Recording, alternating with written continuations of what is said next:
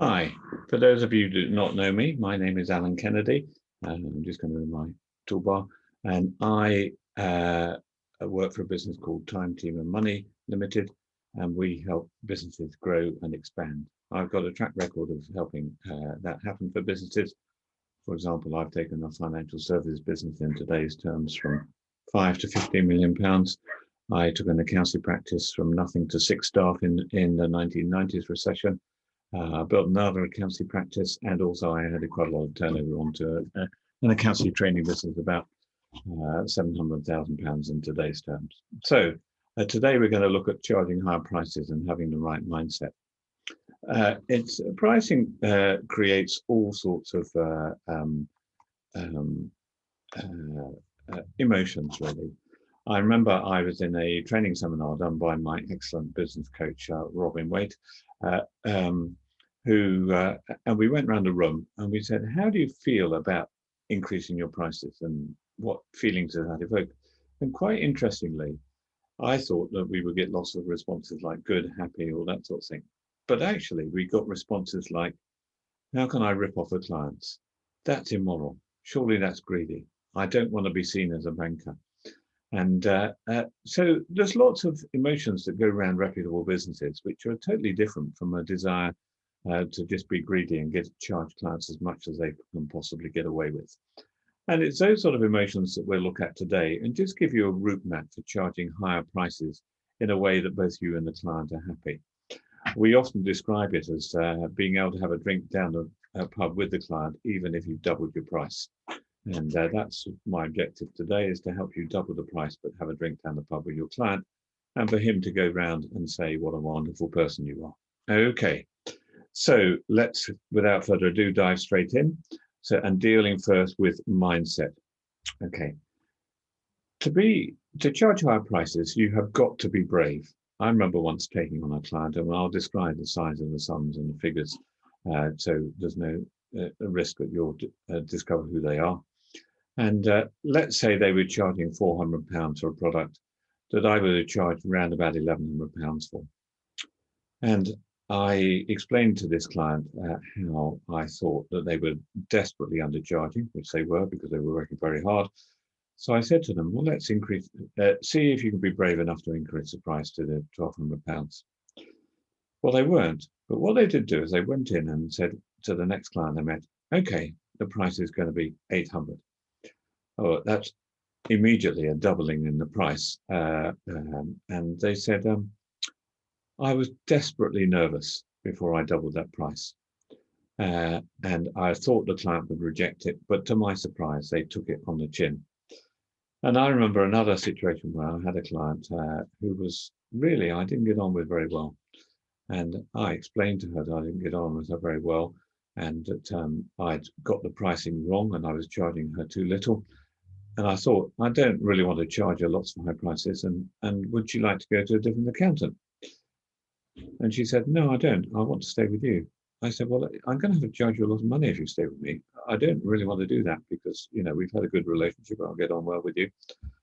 And it was, I'll translate the figures into today's terms. I was charging about £600 a year. And I said, well, I'm terribly sorry, but the figures are going to be 1,200. And she said, that's okay. Don't worry about it. Then 2 years later, when I sold my accounting practice, the person you went to charged them £1,200, as I had done. And at the end of the first year, she brought in a bottle of wine and said, thank you very much for the service. At the end of the second year, she said, you're too expensive, and left. And what this taught me is something I've known all the way along, is that actually pricing is not necessarily a logical decision. If you ask people what they're prepared to pay for a set of accounts, for a limited company turning over £250,000, the prices will vary anything between £550 and £5,000. That's for reputable firms of accountants who aren't necessarily part of the big four. And so what do you have to do to charge the right price? Number one, you have to be brave. Okay. Number two, you need to add value. And now the reason you need to add value is because if you are perceived as a commodity, then what someone will do is they'll look at your service, say that's preparing reserve accounts, and they'll compare that with someone else, for example, a bookkeeper who also prepares sets of accounts, probably doesn't ask all the questions you would ask. That's not entirely true. If you're a bookkeeper listening to this, I hope you do ask all the questions. Um, and they can't perceive any difference between your service and someone else down the road who's possibly even unqualified. And so you have to know where you add value and then explain that to the client. So a typical thing I do is I show them my proactivity checklist. It takes me about 2 hours to go through the proactivity checklist if you do it properly, and covers everything from personal financial planning, like have you got a will, are your life insurance policies written in trust, right through to some business planning things like what's your sales conversion rate. Just by the very simple fact that I ask those questions when I'm sitting down in front of clients, excuse me, will allow them to then think about their business and make more questions. I'm going to have to take a drink.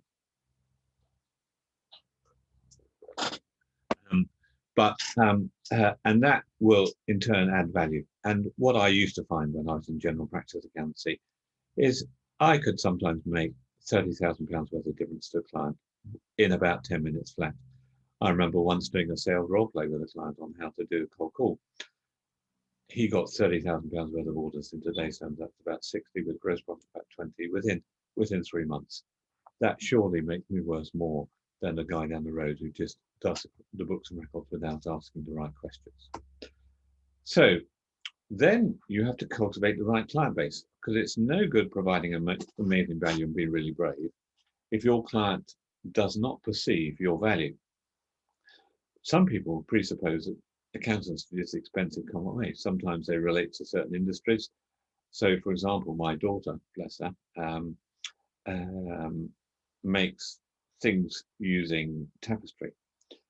And the prices she charged were desperately low when she first started in business.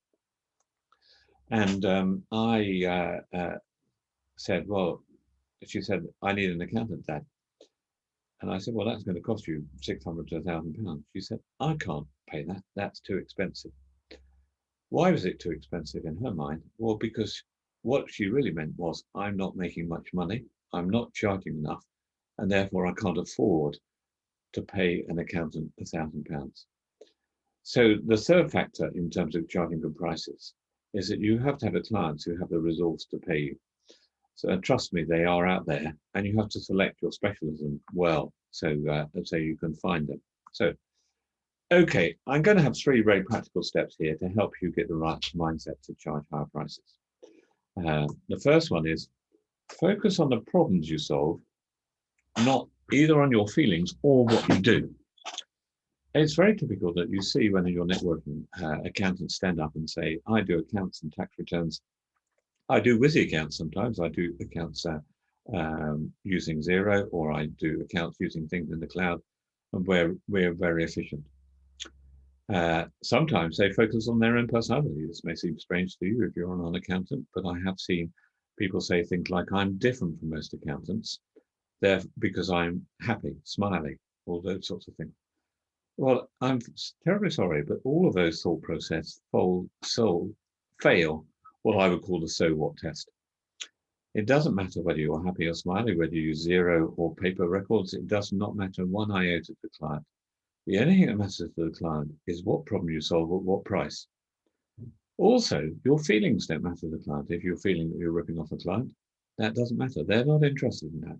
All they're interested in is what problem you solve at what price. And when you're out there talking to clients, that's what you have to address. So accountants can solve a whole myriad of problems. It can be, you take away the worry and the fear. And ironically, clients perceive that we're good people if we do accounts quickly. Actually, that doesn't make us good people. That just means that we're well organized.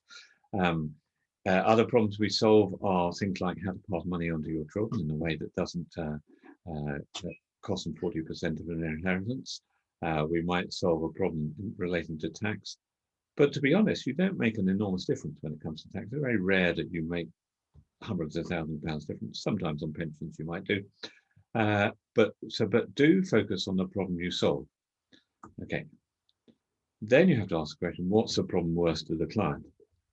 So if, for example, I see some accountants say wax on lyrical about use of home of office, well, the value to the client of use of home of office is limited to about, say, tops, maybe £1,000 a year if you're really lucky and you've got a client in an expensive house.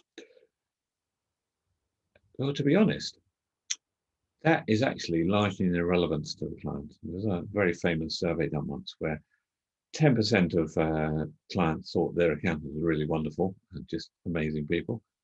10% thought they were really awful, but they couldn't find anyone. But they knew they couldn't find anyone better because they were all really awful. And the remaining 80% thought that we were largely an irrelevance to their life. Okay, I would add the rider to that until it goes wrong. And then suddenly you become very relevant.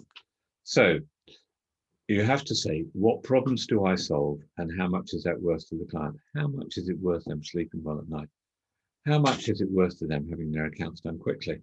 And the answer is quite a lot, because if a client's made a mistake, I had a client once who hadn't registered for his VAT, and the fact we spotted it quickly saved him a lot of money because he was able to negotiate with his suppliers and his customers to make sure that that he was able to reclaim the relevant amounts of VAT. Sorry, not his suppliers, he could reclaim that anyway, but certainly with his customers. So what problem do you solve? I think I'll give you an example on that. There's a famous case of a personal trainer. And when I'm doing surveys on pricing, I often say to people, what would you pay for a personal trainer? And the answers vary, somewhere between usually 20 to the highest I've ever seen, about £75. And then I said, well, okay, how would you feel about a personal trainer who had 5 clients, all of whom he charged £40,000 a year and had a total turnover of £200,000 a year? And they'd look at me with mouth open, hitting the floor, and said, how did he do that? Well, the answer is that these particular individuals that he targeted were in very highly paid jobs, let's say £400,000 a year. And he said to them, I deal with people like you who've had a health scare. Why? Because they knew how important it was for them to get back to work quickly, so their £400,000 a year income stream wasn't affected. And they did not care what it cost. They just wanted to be back in work, doing their job quickly, so they could carry on earning £400,000 a year. That's why they paid the money. They perceived him as a specialist and they perceived that he provided lots of value to the client.